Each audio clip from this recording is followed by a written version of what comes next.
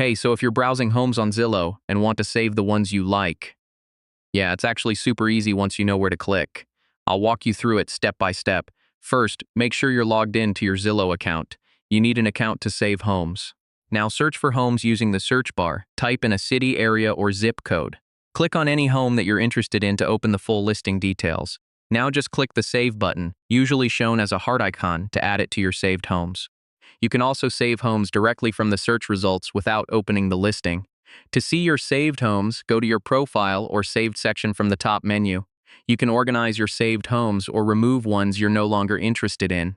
And yeah, you can turn on notifications to get updates on price changes or new listings. So yeah, that's how you save homes on Zillow. It makes tracking your favorite listings way easier.